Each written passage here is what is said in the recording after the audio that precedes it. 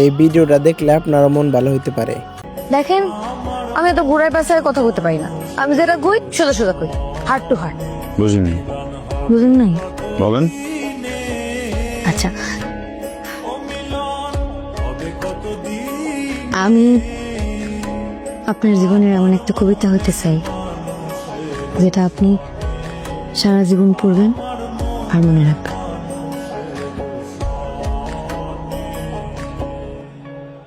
কি ব্যাপার, এখনো বুঝেন নাই?